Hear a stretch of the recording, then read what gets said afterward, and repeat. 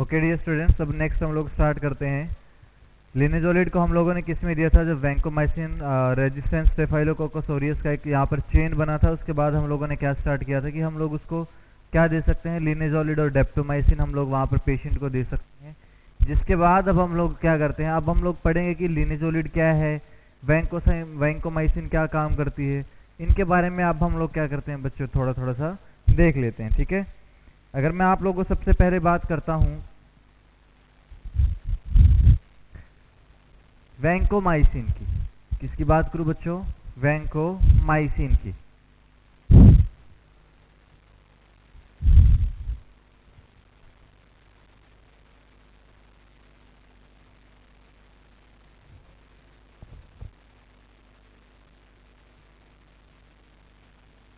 अगर मैं वैंकोमाइसिन की बात करता हूं बच्चों, तो कैसी मेडिसिन होती है ये? बैक्टीरियोसाइडल।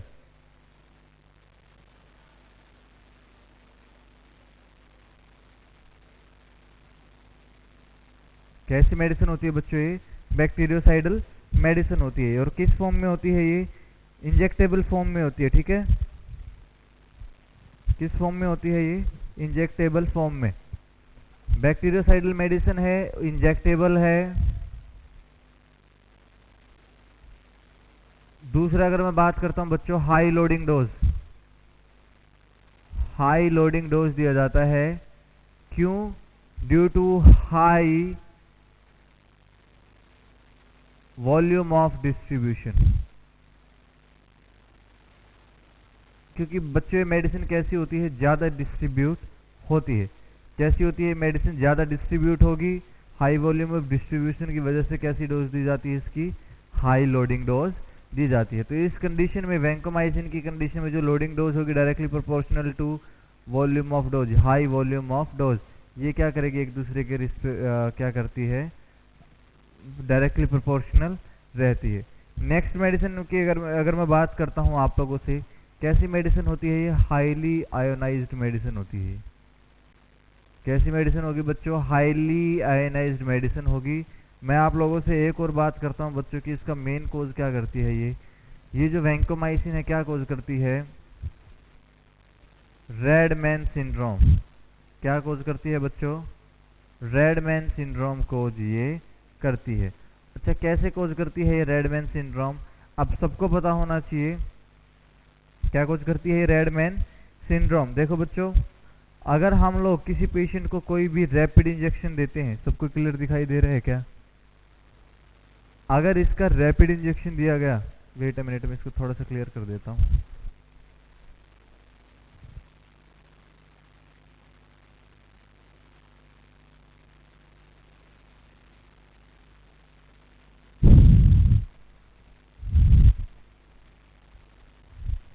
क्या किया गया है? अगर इसका इंजेक्शन दिया गया है, वो भी कैसा दिया गया है? रैपिड इंजेक्शन अगर इसका दिया जाता है, रैपिड इंजेक्शन दिया जाए तो भी फटाफट ही देना होता है वैंकोमाइसिन का। तो रैपिड इंजेक्शन दे दिया तो वहां पर क्या होता है बच्चों? हमारे पास मास्ट सेल्स जो होते हैं, क्या होती हैं बच्चों? मास्ट सेल्स होती हैं, वो एक्टिवेट हो जाएंगी। वो ज्यादा क्या करेंगी? हिस्टामिन को रिलीज करेंगी। किसको रिलीज करेंगी बच्चों? हिस्टामिन को रिलीज करना स्टार्ट कर देती हैं। जब हिस्टामिन को रिलीज करेगी तब क्या हो जाता है? वहां पर वेजोडाइलेशन होगा। जितना ज्यादा वेजोडाइलेशन होगा, ब्लड फ्लो क्या हो जाएगा बच्चों? इंक्रीज हो जाएगा। जितना ज्यादा ब्लड फ्लो इंक्रीज होगा बच्चों, जो बच्चे का फेस होगा, बेबी का हो गया, कोई अडल्ट हो गया, कोई चाइल्ड हो गया, तो उनका फेस पूरा का पूरा कैसा हो जाएगा?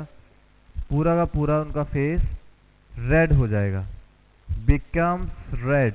इसलिए इसको क्या बोल दिया जाता है? रेडमैन सिंड्रोम क्या करती है? ये कोज करती है। क्या कोज करती है ये? रेडमैन सिंड्रोम कोज करती है। क्यों करती है? किसकी वजह से? क्योंकि ये मास्ट सेल को क्या करती है बच्चों? ज्यादा से ज्यादा एक्टिवेट करती है। ठीक है, मोस्टली किस में करती है ये? चिल्ड्रन में। किस में करती है? मोस्टली चाइल्ड में करती है। इसलिए मैं लिख सकता हूं सो गिव स्लो इन्फ्यूजन।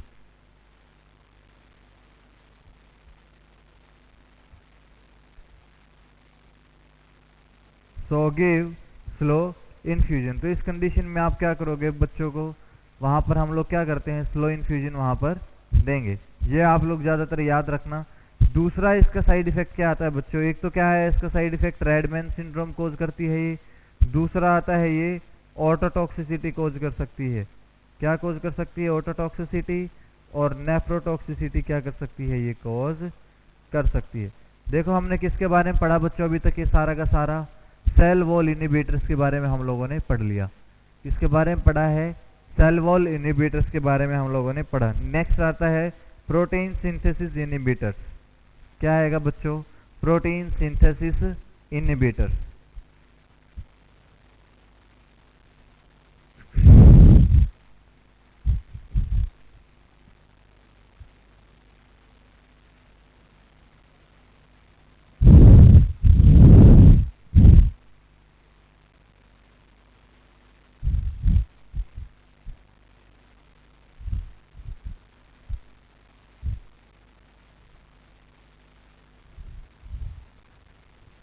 हम लोगों ने सेल वॉल पढ़ लिया। दूसरा आता है बच्चों प्रोटीन सिंथेसिस इनहिबिटर।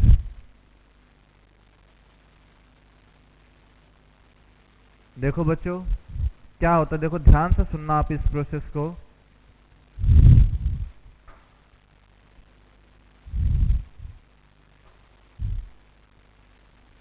देखो मान लो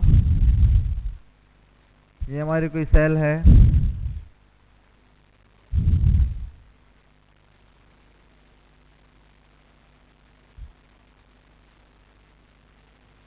ये 30S राइबोसोम,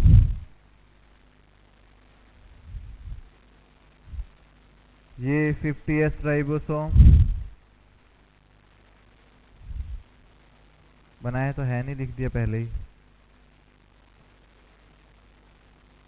ये कौन सा है, 50S राइबोसोम। देखो बच्चों ध्यान से सुनना, यहाँ पर एक ए चेन होती है और एक चेन होती है पी चेन। एक ए चेन होती है बच्चों, एक होती है पी चेन।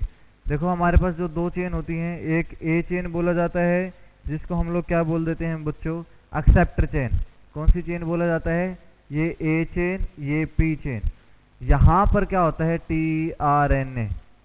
क्या होता है यहाँ पर, टी आर एन ए। और यहाँ पर कौन सा आर एन ए होता है, M R N A, messenger R N A और टी आर एन ए। यहाँ पर इसके साथ में क्या आती है बच्चों, अमाइनो एसिड की चेन मिलती है। ध्यान देना, जब टीआरएनए और अमाइनो एसिड मिलके क्या करते हैं, यहाँ पर अमाइनो एसिड का क्या करते हैं, ए के साथ चेन फॉर्मेशन करते हैं। ठीक है, यहाँ पर इस तरीके से।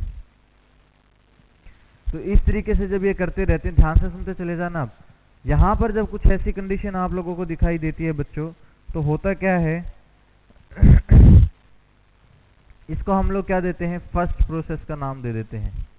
ठीक है, सेकंड प्रोसेस क्या होती है, जब ये ए के ऊपर क्या हो जाएंगे, बाइंड हो जाएंगे। क्या हो जाएंगे बच्चों, जब ये बाइंड यहाँ पर हो जाएंगे। तीसरी प्रोसेस क्या की जाती है, जब ए से पी चेन के ऊपर क्या करता है, ट्रांसफर करता है अपने आप के स्ट्रक्चर को। और फोर्थ वन क्या आता है, जो ट्रांसलोकेशन होती है। क्या होती है बच्चों, ट्रांसलोकेशन होती है। ये चार प्रोसेस यहाँ पर हम लोग क्या करते हैं, मेनली हम लोग देखते हैं। तो देखो बच्चों क्या होगा, जब ट्रांसफर आरएनए के साथ अमाइनो एसिड मिला, तो जब ये अमाइनो एसिड ट्रांसफर आरएनए के साथ मिलता है तो होता क्या है बच्चों,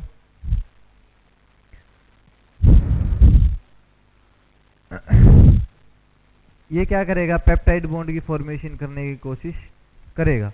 किसकी कोशिश करता है, पेप्टाइड बॉन्ड फॉर्मेशन करने की कोशिश करता है। फिर ये क्या करेगा बच्चों, जब ए चेन पे आ जाएगा, जब एक्सेप्टर चेन पे आ जाएगा, एक्सेप्टर चेन पे किसके साथ, एमआरएनए के साथ, यहाँ पर ये क्या करेगा बच्चों, पी पे आने की कोशिश करता है। क्या करता है, पी पे। ट्रांसलोकेशन वगैरह वहां पर हो सकती है, वहां पर ट्रांसलोकेशन होगी तो क्या हो जाएगी, प्रोटीन की सिंथेसिस हो जाएगी। ठीक है बच्चों, सेम टू सेम ये किसकी थी, ये बैक्टीरिया की स्ट्रक्चर की मैंने बात की थी। अब किसकी स्ट्रक्चर की बात की थी, बैक्टीरिया की स्ट्रक्चर की मैंने बात की थी। कौन कौन सी ड्रग्स आएंगी, एक ड्रग आएगी जो टीआरएनए को बनने ही नहीं देगी, टीआरएनए की फंक्शनिंग को स्टॉप कर देगी। दूसरी मेडिसिन आएगी जो अमाइनो एसिड के साथ टीआरएनए को मैच नहीं होने देगी। तीसरी मेडिसिन आएगी जो ए को पी पे पहुंचने नहीं देगी। फोर्थ आएगी जो ट्रांसलोकेशन को नहीं होने देगी। और फिर फिफ्थ कौन सी आती है, जो मिस रीडिंग कोज करवाएगी। एक नॉर्मल जो जो रीडिंग होनी चाहिए थी वो क्या करेगी, उसको नहीं करवाएगी, लेकिन मिस रीडिंग करवाएगी। यहाँ से मान लो कि 3 अमाइनो एसिड यहाँ पर बैंड अटैच होते हैं वैसे नॉर्मली, यहाँ पर ये 5 करवा देगी, 2 करवा देगी, मिस रीडिंग होगी तो क्या करेगी, वहाँ पर हमारी सेल को ये डिस्ट्रॉय नहीं कर पाएगी, हमारी सेल को बिल्कुल भी ये डिस्ट्रॉय नहीं करवाएगी। ठीक है, तो मैं अगर आप लोगों से बात करता हूं बच्चों,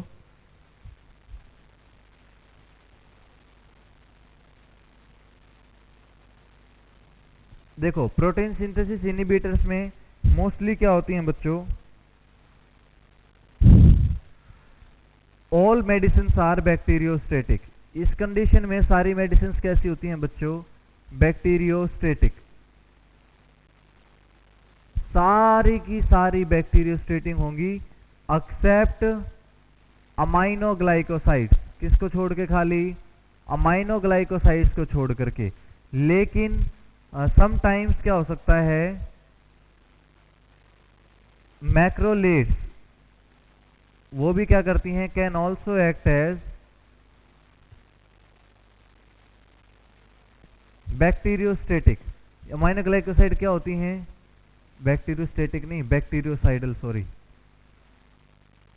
ये अमाइनोग्लाइकोसाइड कैसी होती हैं, बैक्टीरियोस्टेटिक। स्टैटिक का मतलब क्या होता है, जो सिर्फ ग्रोथ को कम कर दे, लेकिन बैक्टीरियोसाइडल का मतलब क्या है, जो बैक्टीरिया को किल करके क्या कर दे, वहां से उसको बिल्कुल रिलीव कर दे। तो समटाइम्स क्या होता है, जो हमारे पास मैक्रोलीड्स आती हैं वो क्या कर सकती हैं बच्चों, can also act as bacteriostatic, मतलब बैक्टीरियोस्टेटिक की तरह काम कर सकती है। लेकिन मैंने क्या लिखा, खाली अमाइनोग्लाइकोसाइड काम करती है बैक्टीरियोस्टेटिक की तरह।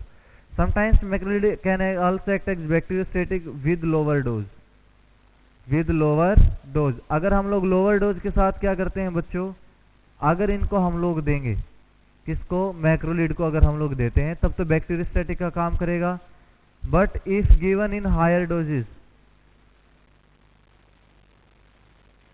क्या किया जाए, अगर हायर डोजेज में इसको दिया जाए तब क्या करती है, एक्ट एज बैक्टीरियोसाइडल। किसकी तरह काम करती है बच्चों, ये बैक्टीरियोसाइडल की तरह ये काम करती है। ये आप लोग मेनली याद रखना। नेक्स्ट अब हम लोग देखते हैं बच्चों कि कौन सी मेडिसिन क्या करती है। अरे यार दिख नहीं रहा ऊपर, सॉरी, मैं इसको थोड़ा सा नीचे लिख देता हूँ। प्रोटीन सिंथेसिस इनहिबिटर बहुत ज्यादा ऊपर लिखा हुआ है, मुझे पता ही नहीं था कि भी नहीं दिख रहा आप लोगों को ही।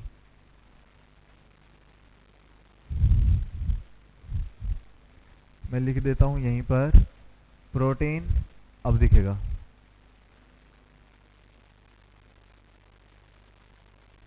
सिंथेसिस इनहिबिटर, आई थिंक अब क्लियर दिख रहा है आप लोगों को।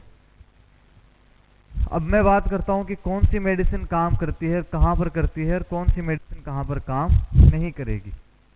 देखो थोड़ा सा पेचीदा लगता है इन मेडिसिन को पढ़ने में, लेकिन जैसे मैंने आप लोगों को एक ट्रिक से लिखवाया है उसी से आप लोग याद रखना।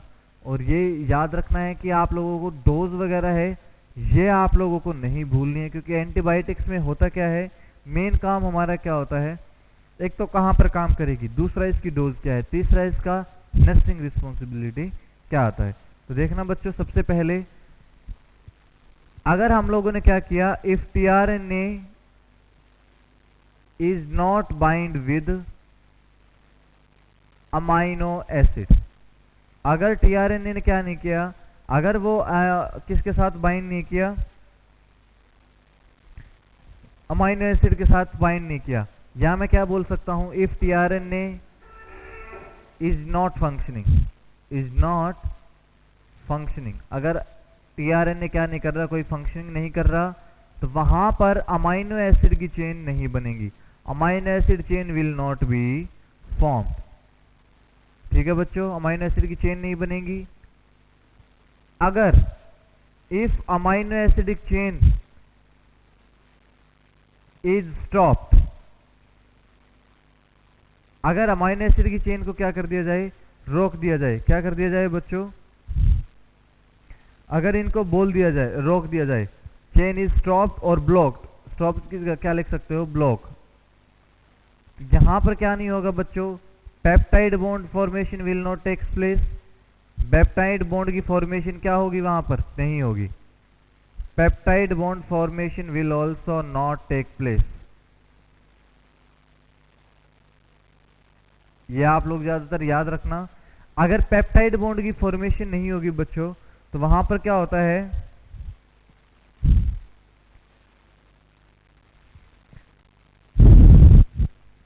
अगर पेप्टाइड बॉन्ड बन भी गया, if peptide bond is formed, तो क्या होगी, देन ट्रांसफॉर्मेशन नहीं होगी, ट्रांसफॉर्मेशन इज नॉट डन। अगर ट्रांसफॉर्मेशन नहीं होगी तो मैसेज एक दूसरे को पास नहीं होगा। देखो पेप्टाइड बॉन्ड बना, ठीक है, अगर दूसरी बार में अगर पेप्टाइड बॉन्ड बन भी गया तो क्या होता है, चेन वहां पर शिफ्ट नहीं होगी। ठीक है, देखो मैं एक दोबारा से स्ट्रक्चर समझाऊंगा, आप लोगों को याद रखना। देखो पहले क्या हुआ, टीआरएनए ने काम नहीं किया, अमाइनो एसिड की चेन नहीं बनी। अगर अमाइनो एसिड की चेन ब्लॉक हो गई तो अगर पेप्टाइड बॉन्ड की फॉर्मेशन नहीं होगी, चलो मान लिया कि पेप्टाइड बॉन्ड की फॉर्मेशन हो गई, अमाइनो एसिड की चेन की भी हमने फॉर्मेशन करवा दी, तो यहां पर बन भी गया, तो क्या होगा, यहां पर जो किसकी, सॉरी, देन चेन ट्रांसफॉर्मेशन, तब चेन ट्रांसफर नहीं हुई एक जगह से दूसरी जगह पर। ठीक है, होगा क्या, देन मिसरीडिंग हो सकती है, मिसरीडिंग ऑफ मैसेज हो जाएगी, misreading of message due to codon changes, due to codon changes. Codon changes की वजह से क्या हो जाएगा, मिसरीडिंग होगी। नेक्स्ट अगर मैं आप लोगों को बोलता हूं बच्चों, तो यहां पर जब बैक्टीरिया हमारे पास आएगा, जब कुछ इस तरह की मेडिसिन हमें मिलेंगी, तो मैसेज क्या नहीं कर पाएगा वो, तो क्या बोल सकते हैं इसको, then misreading of message due to codon changes. तो मैं क्या बोल सकता हूं बच्चों यहां पर, तो जो बैक्टीरिया हमारे पास आएगा वो हमारे स्ट्रक्चर को क्या नहीं कर पाएगा, रीड नहीं कर पाएगा, स्ट्रक्चर कैंट बी रीड। तो मैं क्या बोल सकता हूं बच्चों, देखो ध्यान से सुनना, अब मैं एक फिर से डायग्राम बनाता हूं, वही ज्यादा इंपॉर्टेंट है। देखो यहां पर मैंने क्या बनाया, ए चेन बनाया था, और यहां पर मैंने बनाया पी चेन। मान लो यहां पर टीआरएनए था, दिख रहा है सबको, अगर यहां पर टीआरएनए था, इसके साथ में अमाइनो एसिड बना था, ये कहां पर आता है, ए चेन पर आता है। कहां पर आता है बच्चों, ये ए चेन पर आता है। जो टीआरएनए है ये किसके साथ मैच करेगा, अमाइनो एसिड के साथ मिलेगा, तो यहां पर क्या बनाएगा, ये यहां पर एमआरएनए है, यहां पर पेप्टाइड बॉन्ड बनाने का काम करती है। ये क्या करती है, पेप्टाइड बॉन्ड बना देगी ये। अगर ये पेप्टाइड बॉन्ड बनाएगी, यहां पर क्या बनती है, चेन बनेगी, ए चेन बोला जाता है। ये ए चेन फिर किसके साथ जाएगी, पी चेन के पास जाती है। पी क्या करेगा, ये पी चेन के पास जाएगी। यहां पर फिर बाद में क्या आ जाता है बच्चों, ट्रांसलोकेशन आ जाएगी। क्या आ जाती है बच्चों, ट्रांसलोकेशन आ जाती है। ठीक है, ये आप लोग याद रखना। ये 4 प्रोसेस आते हैं हमारे पास, एक तो ये हो गया, दूसरा ये हो गया, तीसरा ये हुआ, और फोर्थ ये हुआ। फिफ्थ प्रोसेस आती है कि सारे को ही डिस्टर्ब कर देना। ठीक है, फिफ्थ कौन सी आती है, टोटल को डिस्टर्ब कर देना। तो मैं अब आप लोगों को क्लासिफिकेशन समझाऊंगा बच्चों। एक तो टीआरएनए को बंद कर दे, दूसरा अमाइनो एसिड को ब्लॉक कर दे, एक पेप्टाइड बॉन्ड को ना बनने दे, एक चेन को फॉर्मेशन ना होने दे, एक ट्रांसलोकेशन ही ना होने दे। कितनी चीजें होंगी यहाँ पर, 5 प्रोसेस हम लोग क्या करेंगे बच्चों, यहाँ पर पढ़ेंगे। तो आप लोग इसको प्लीज थोड़ा ध्यान से सुनना और देखो अब कि हम लोग क्या क्या पढ़ेंगे प्रोटीन सिंथेसिस इनहिबिटर्स में। पहला हमने पढ़ा सेल वॉल इनहिबिटर, अब दूसरा आता है प्रोटीन सिंथेसिस इनहिबिटर। देखो क्या वर्ड है, प्रोटीन सिंथेसिस इनहिबिटर। अरे यार ट्रांसलोकेशन क्या होती है, प्रोटीन का फॉर्मेशन हो जाना। अब प्रोटीन के फॉर्मेशन को इनहिबिट कर दिया तो प्रोटीन सिंथेसिस क्या हो गया, इनहिबिशन हो गया। तो देखो कि क्या होगा अब,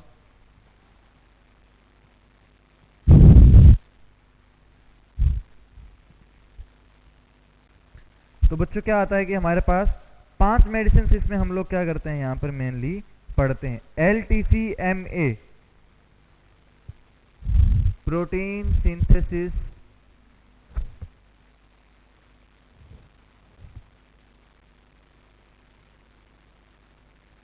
इनिबिटर।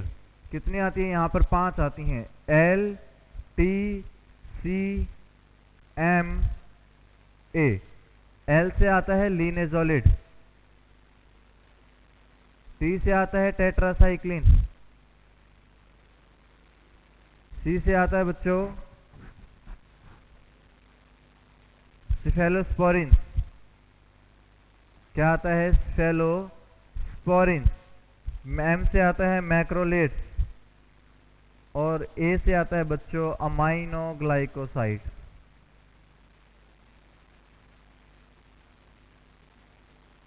क्या आता है बच्चों? अमाइनोग्लाइकोसाइड। तो यहाँ पर कितनी मेडिसिन आती हैं? ये 5 कैटेगरी हम लोग यहाँ पर क्या करते हैं बच्चों? मेनली पढ़ते हैं। ये यार ये सेफेलोस्पोरिन नहीं है, क्लोराम्फेनिकोल्स, क्लोराम्फेनिकोल्स।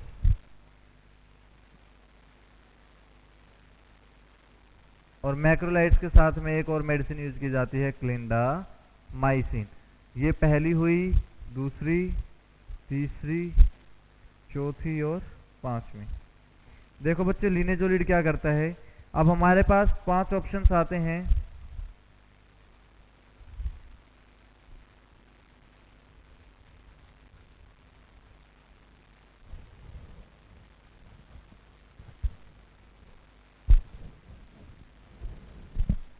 देखो बच्चे यहाँ पर क्या किया जाएगा? जो लिनेजोलिड है ये क्या कर देगा? Stop the functioning of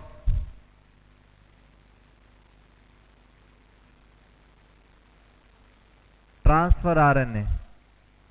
transfer RNA की फंक्शनिंग को क्या कर दिया इसने? बिल्कुल स्टॉप कर दिया। अब मुझे एक बात बताओ बच्चों, जब मेन चैनल को ही इस ड्रग ने बंद कर दिया, भाई मेन क्या था? टीआरएनए ही तो था जो ट्रांसफर करता था अमाइनो एसिड को। भाई जिसने इसी को बंद कर दिया, इसलिए इसको क्या बोला जाता है? मोस्ट पावरफुल ड्रग होती है ये। कैसी ड्रग होती है बच्चों? मोस्ट पावरफुल ड्रग होती है। ठीक है, stop the functioning of RNA, तो वहां पर प्रोटीन सिंथेसिस नहीं होगा, प्रोटीन सिंथेसिस वहां पर नहीं होगा। ये आप लोग याद रखना। नेक्स्ट अगर मैं आप लोगों से बात करता हूं टेट्रासाइक्लिन की, किसकी बात करूं बच्चों? टेट्रासाइक्लिन की। तो टेट्रासाइक्लिन क्या करती है बच्चों? देखो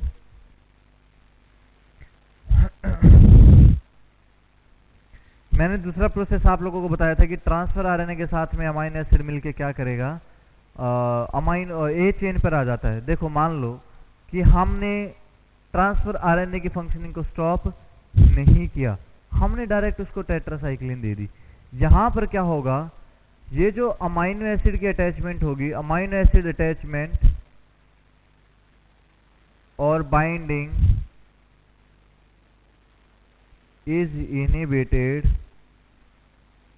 on A chain. A chain पर क्या कर दिया जाएगा बच्चों? इसको इनहिबिट कर दिया जाएगा। अब ए चेन पे कोई भी क्या नहीं हुआ? अमाइनो एसिड नहीं आया। अब आगे पॉलीपेप्टाइड बॉन्ड नहीं बनेंगे, सॉरी पेप्टाइड बॉन्ड वहां पर नहीं बनेंगे। आगे अगर पेप्टाइड बॉन्ड नहीं बना तो क्या होगा? आगे की तरफ फिर से कोई चेन नहीं होगी, पी पे ट्रांसफर नहीं होगा, कोई ट्रांसलोकेशन नहीं होगी, कोई भी प्रोटीन का सिंथेसिस वहां पर नहीं होगा। नेक्स्ट अगर मैं अब आप लोगों से बात करता हूं क्लोराम्फेनिकोल। अच्छा, इसमें मेन रोल कौन प्ले करता है बच्चों? डॉक्सीसाइक्लिन। ये आप लोग याद रखना, डॉक्सीसाइक्लिन। क्लोराम्फेनिकोल की अगर मैं बात, घबराओ मत, ये सिर्फ मैकेनिज्म ऑफ एक्शन है इनका। आगे इनकी मेडिसिन आएंगे, उनके बारे में हम लोग अच्छे से डिस्कस करेंगे। फिर आता है क्लोराम्फेनिकोल। देखो बच्चों क्लोराम्फेनिकोल में क्या होता है? जहां पर अमाइनो एसिड अटैच हो सकते हैं, but transfer of A chain to P chain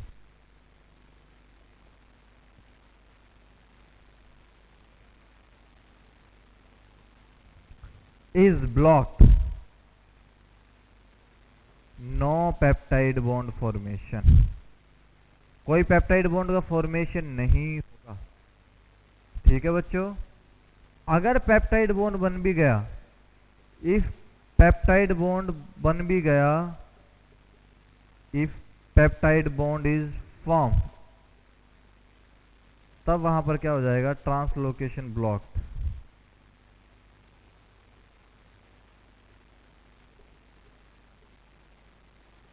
ठीक है बच्चों, तो क्लोराम्फेनिकोल ने क्या किया था कि ए से पी चेन पे ट्रांसफॉर्मेशन को क्या कर दिया गया था, हो भी गई तो, लेकिन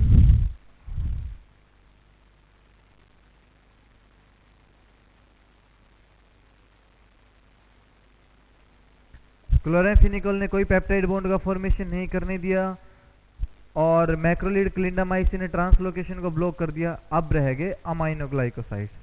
अब मुझे एक बात बताओ बच्चों, जब ट्रांसलोकेशन एक आखिरी प्रोसेस था, जब इसने इसको स्टॉप कर दिया तो फिर अमाइनोग्लाइकोसाइड का क्या काम रह जाता है?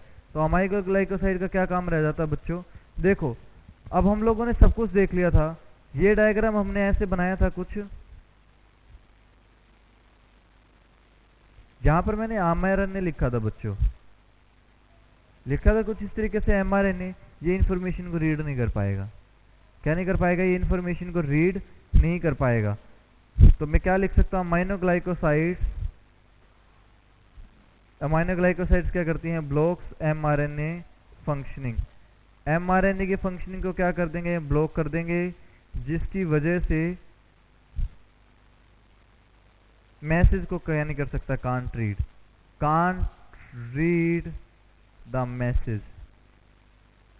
जब ये मैसेज को ही रीड नहीं कर पाएगा तो क्या इसको पता चल पाएगा किस तरीके की सेल है? जो बैक्टीरिया वगैरह होंगे, तो बैक्टीरिया क्या नहीं कर पाएंगे? हमारी बॉडी को कोई हार्म नहीं कर पाएंगे। देखो यार, दो तरह की चीजें होती हैं, एक होता है अपोप्टोसिस, एक होता है इन्फेक्शन। अपोप्टोसिस क्या होता है कि मतलब हमारी सेल की प्रोग्राम्ड सेल डेथ होना।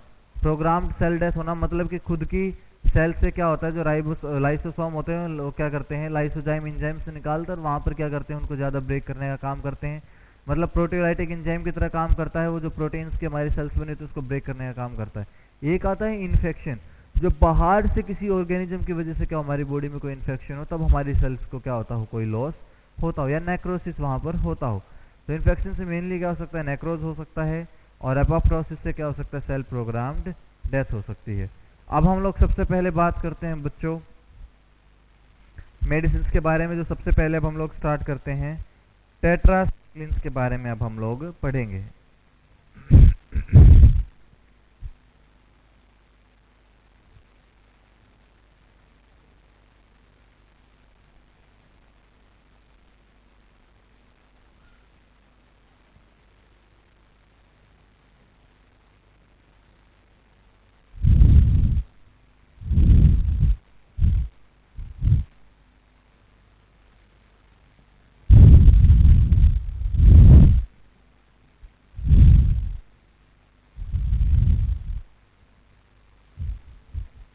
अब हम बात करते हैं बच्चों किसकी? टेट्रासाइक्लिन्स की।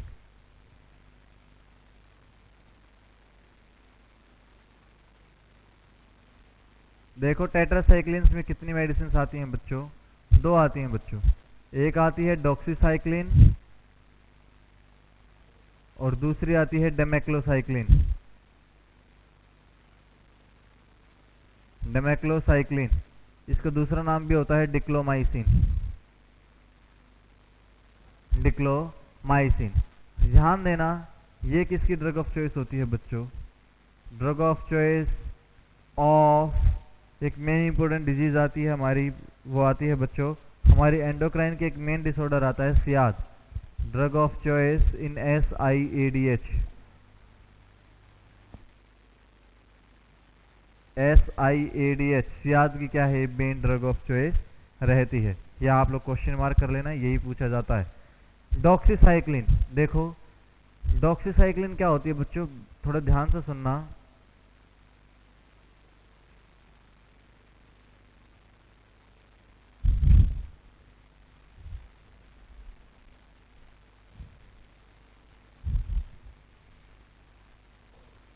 क्या होती है डॉक्सीसाइक्लिन? देखो, drug of choice in cholera.